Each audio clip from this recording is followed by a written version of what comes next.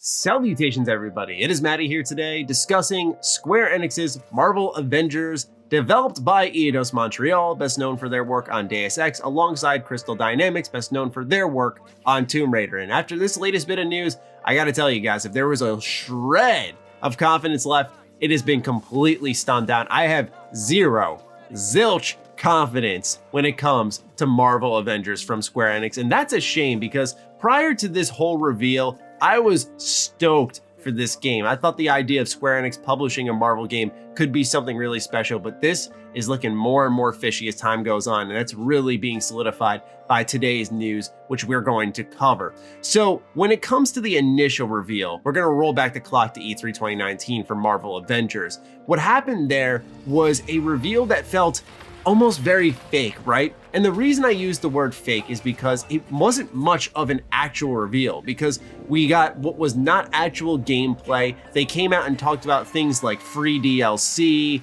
not going to give us loot boxes, and we really walked away knowing about services surrounding the game, but not actually knowing what the game was. It felt like Square Enix was trying to sell us on goodwill rather than actually the product itself. And then we had the behind closed doors gameplay, which once again becomes a little fishy, but sometimes not so fishy, because in the case of Cyberpunk 2077, all of that hype has been justified because we did see all that same gameplay from E3 2018 come out. Yes, all 48 minutes of it, and it was as fantastic as everyone had been describing. But in the case of Marvel Avengers, this one was not receiving all the fanfare and excitement, and what hype there was really guised in a sense of mysticism around the game, because no one really still knew what the game was other than, oh, Avengers. That was really it. You couldn't describe the combat, the story. We knew nothing about the game. And then when it leaked, people lost a little more confidence.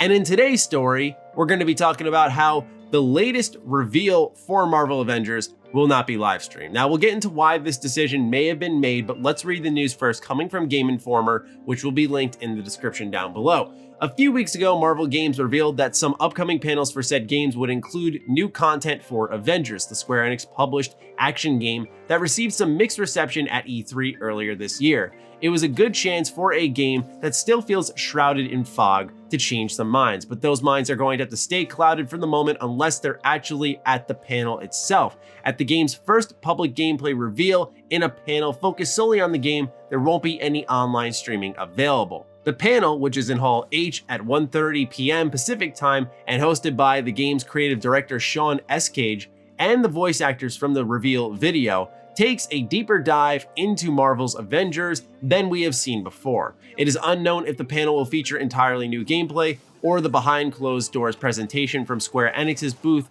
at E3. While the public could see the presentation by lottery appointment, which seemed to be the gameplay of the title's introduction level, there was no filming allowed. A leaked cell phone video eventually got out, as I discussed earlier, but the poor quality and awkward angles did the game no favors. It is a little strange that Square Enix is still shying away from showing the game, but maybe they have an actual blowout planned. I think that's a very, very optimistic point of view there, and I admire you for that, writer at Game Informer, because for me personally, I look at this news and go, oh, we're just hiding it now, because there is zero confidence from their end to show it off, especially if you've had two chances.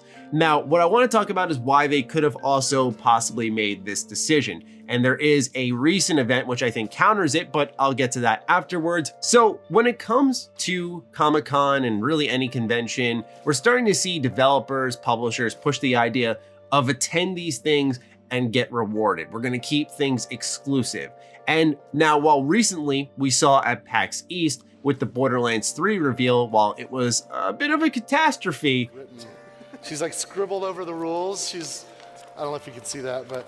It did end up going public, which is something that's really good because you didn't have to attend PAX to be a part of that fun and that very big reveal for Gearbox. However, some companies, like for example CD Projekt Red, spend a lot of time putting together massive gameplay demos and just using them for the press, but what they're doing is trying to stretch it out more. So CD Projekt Red, when they did the behind closed doors demo at E3 2019, they had actually said that they're going to keep it behind closed doors until Gamescom is over. Otherwise, what's the point of going to Gamescom and seeing that gameplay if it's already available online? So I don't mind developers stretching their resources, which could be something they're doing here. It allows them to focus on the game for a longer period of time and not constantly create new demos and have to run out of content immediately. It is a lot more efficient, but with the way that Marvel Avengers was revealed at E3, that did not instill confidence in the product, not only as a consumer, but as the people showing off the game. They were talking about being excited, but I'm sorry, when you try to sell your game to me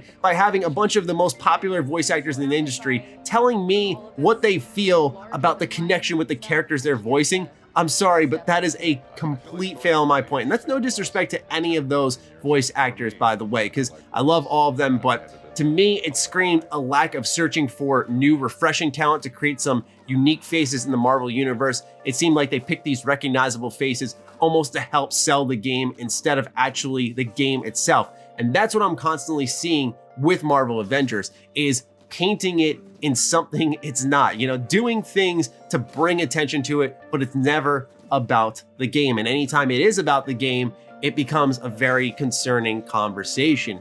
And so ultimately, between this news alongside that E3 reveal, I can't say I'm confident in it. Now, I know putting together a video game's not easy, and a superhero video game at that is even more difficult, and then combining multiple heroes across the entire Marvel spectrum for the Avengers is probably one of the most monumental tasks you can take on as a developer. For God's sakes, how many times have we seen developers try to do Spider-Man and it took until Insomniac to really, truly nail that? I mean, we had Spider-Man 2 on the PS2 and original Xbox. We had Ultimate Spider-Man. We had good one-offs there, but that was a dry spell for a very long time.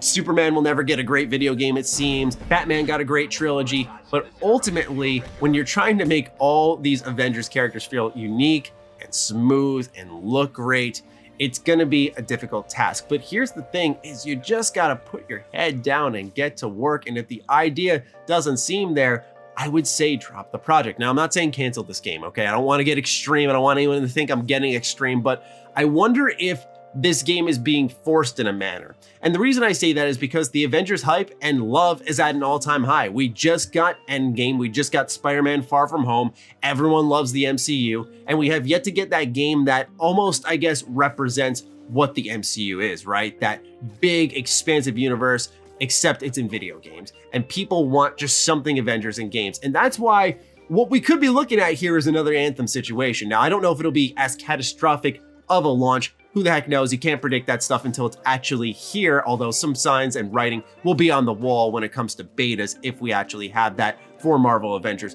But in the case of this game, what I was trying to get at is I wouldn't be surprised if Square Enix and Marvel were both like, look, we don't care if it stinks, it's Avengers, it will sell well. But on the other hand, you have a game like Spider-Man, which was also fantastic, and did manage to sell well because it was A, fantastic, but B, it was Spider-Man. And despite it being exclusive, that seemingly did not impact its sales at all. And you have to wonder nowadays with the way Titanfall 1 versus Titanfall 2 sold, if exclusivity is as damaging as it once was perceived.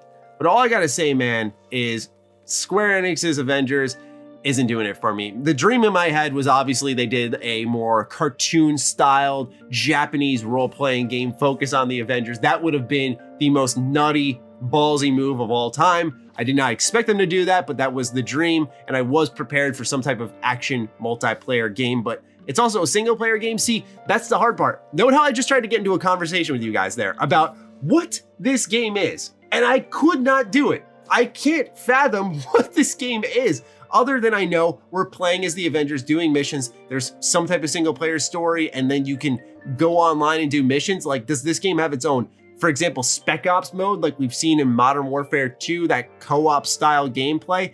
I have absolutely no idea, and it consistently blows my mind that despite 2 reveals coming our way, we're gonna have no idea what this game is. That's crazy. That is absolutely unprecedented, I believe. But anyway, I've complained, I've bitched and moaned long enough. I think I'm a little extra salty just because you guys know I love the MCU. Spider-Man is my favorite superhero of all time. And so seeing a Marvel game universe kind of getting jeopardized here in a sense and clearly not being executed as well as it could be, it just, honestly, I'm gonna just put it bluntly, it chaps my ass. It's really annoying, but I just wanted to go ahead and share my thoughts here, a little unfiltered at the end.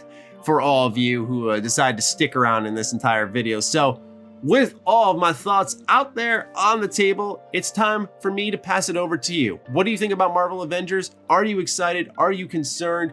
Is there any reason that I should be excited that I'm missing? Because I mean, I did my research before this video and I saw nothing, but hey, there could be something going on in a little interview I missed. And that's the other thing, by the way, before I conclude it, a lot of the information and excitement's being word of mouth stuff. It's not actually showing the product. And I'm sorry, but as someone who has gamed for years and years and years and years and has covered games for years and years and years, and my excitement is very selective nowadays, I need to see what I'm excited about. You can tell me what's gonna happen in the game, but I need to experience that, right? So, all right, concluding it there. I'd love to hear from you guys in the comments down below. Please fire away, ladies and gentlemen. Other than that, follow me on Twitter, follow me on Instagram. Those links are in the description down below, along with my Patreon. Do consider supporting that as it fuels all the content I create here. Stay sexy, stay active. I love you all. Peace.